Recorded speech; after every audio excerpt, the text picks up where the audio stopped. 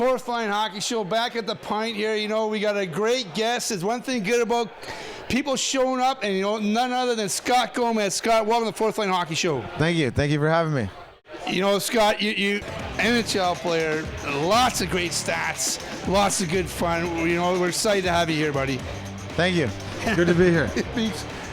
How's it feel being back in New Jersey after the layaway from there? It was good. It was, you know, familiar with the area. I live in New York in the off season, New York and Alaska, so always been familiar there. And yeah, I mean, besides not making the playoffs, it was good to be back on the ice. Good to be back in familiar territory, and you know. Was it the comfort that led you to a bit of a rebound season? No. It was actually. I got to give a lot of credit to actually, you know, Pete DeBoer first for giving me the opportunity, and then Adam Oates and Scotty Stevens were.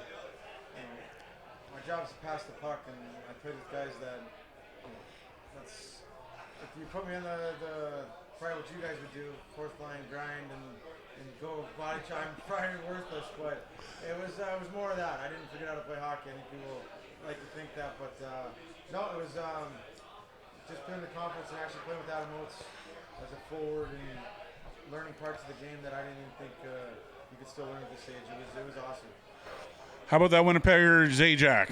Is he a team leader? Great kid, great guy. I've known Trav since he was a rookie. He's quiet. I mean, we sit next to each other, and he's one of those guys that's he's silent but deadly. But he's a great player. I mean, I know people probably want more from his stats, but the guy brings it every night. There's not one thing he doesn't do that you can say if you really truly know hockey that he had a bad night. I mean, he's that important to the team, and yeah, he's a great how do you say that, Winnipeg?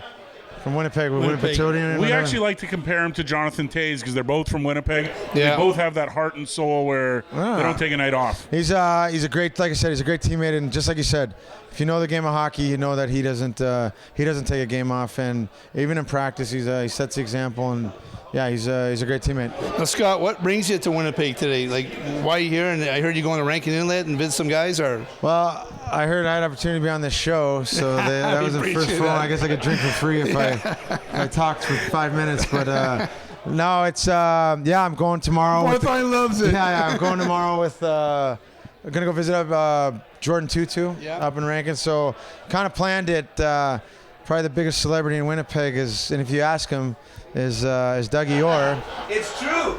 So he's a good friend of mine, and we planned it right where, you know, come out and have dinner with him and get to see him before we go out there. And but yeah, gonna go see Toots tomorrow, and you know, see different parts of the world that none of us have gotten to see.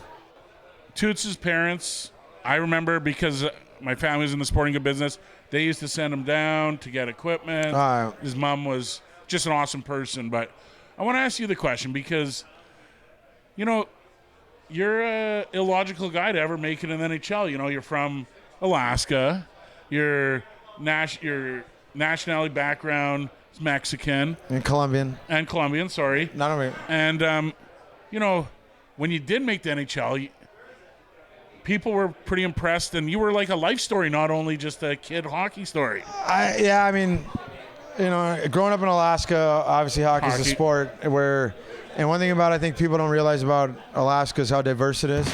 Where I didn't realize, you know, that I was a Latin guy playing hockey because it was so diverse in Alaska until you left and went to certain places. But I think the media kind of, like I like to say, they made it sound like I came from Mexico and crossed the border with skates and tequila and magic happened and we went with it. I mean, hey, whatever sells. I mean, but I think guys like Jordan Tutu, and there's some other guys that the league, I mean, it's incredible. I mean, like Toots' book. Scouting. Well, I mean, but it's like anything. It's, you know, like you think about where I'm going tomorrow, and like, I mean, getting close with Toots and reading his book. I mean, his book just explains. I mean, people like to tend that my story is, which is not true, because like I said, there's 6 of us at one point in the NHL from Alaska, whereas this guy, I mean, you know, where he's from, and like you said, I mean, the story this kid has, it's incredible to be in the National Hockey League. So yeah, we became good friends, and to be able to, you know, after reading that incredible book and that story, to go see where he's from. And Scott, what about the movie Mystery Alaska? Remember when that came out? Yeah, that was a pretty slick movie. Did they ask you to be part of that? Anything? Well, I was actually, I think it was a year before I was a draft year. I was actually working out in LA because old Asian. That's where we'd go, and I actually went to the premiere party. Where I don't think Russell Crowe wasn't even big. I remember that. He was in, but that was one of a great movie, great this and that. But it was probably coming from Alaska. It was probably one of the worst things that could happen to kids from Alaska because people actually thought that's the way it was. Yeah, and, not true. Which is, I mean, whatever. It was a great story this time, but people actually thought that I skated to school and everywhere, and that we had a special team, and you know. So I mean, you know, it's just like anything. It was, like I said, it was great for hockey. It was great, but I think.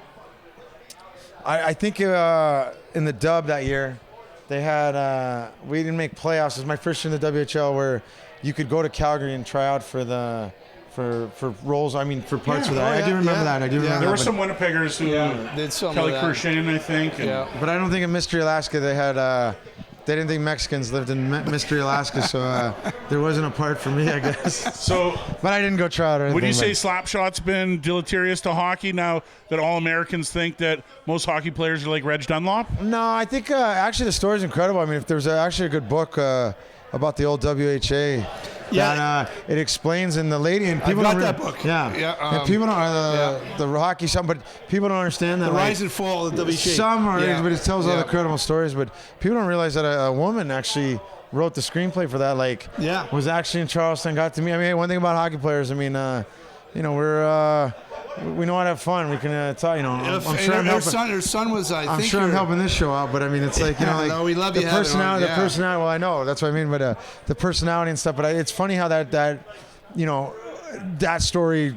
You know, I still think people don't think that's kind of how it is. Yeah. And you know, you play in those leagues, it's got a little bit of that. It does, the Iron Leagues, right? There's a lot of scraps going on. You talk to a lot of guys where they're throwing beer cans at you. I mean, you know the bus falls you. They're on a bus. Like, it's pretty crazy. You know, Scott, just on a serious note, just tell, like, you know, as young players out there, like, about the shot, or release shot, and the passing. Can you give a little bit about that, Scott? Like, just for little guys or players coming up, how important that is to practice and that? Well, first and foremost, all the kids out there is have fun with hockey. It's the greatest game ever. It's the time of your life. You're going to meet the most incredible people. To the parents, stay out of it. You know, to try to get a kid to be a professional athlete is just straight up wrong. I guess it's a little different now. Maybe I'm biased the way I grew up, but you know, I think that's what's kind of killing the game too. Is that, you know, you got to enjoy the game first and foremost. You got to find the love for it, and no matter if it's me or you, we can bond because we always found the love of hockey. It wasn't pressed, it wasn't this and that. I'd say to kids, I learned this, the most important thing you can practice every day is your backhand pass. And that is not a joke. Backhand pass, I learned that especially from Adam Oates this year, one of the probably third in line of the greatest passer behind Gretzky and Lemieux. I mean, but that's something little, and I'm 35, and that was something in my game that I'd say to the coaches or whoever is out there, whatever drill where a kid has to be on his backhand, you have to make him pass on his backhand. Just little things like that. But, you know, when they're young and this and that, you got to enjoy it. I mean, what's the point of playing if it wasn't fun? We always talk about, you know, if you have a player or your son or daughter and you have to force them to go to the rink, it's going a little bit too far now. Yeah. They get asked to go. They want to go. They got to enjoy it. Well, there's so much other stuff, too, they got. Yeah. But I think it's the parent that, you know, like, I'm not scared to say that the parent that there's no formula. I mean, maybe there are certain points, but there's no formula. Like, people still have a hard time asking my parents, how did he make it? What's the secret? There's no secret. It was obviously the practice because of the point that I loved it. It wasn't and you're talented, man. You're talented. But you know what I mean? It wasn't forced where you see some of these parents and, you know, I mean, and to the kids, hey, take a break. Go do another sport. Enjoy your summer. Go play baseball. I mean, I don't know. True. I think that's just so important. Willie, let's take a break here. Yeah, we're going to take a break, and we'll come back with Scott Gomez. And Scott's got two special guests that he came in from New York with them. We're going to bring on, talk a little bit about those guys. Fourth Line Hockey will be right back at you.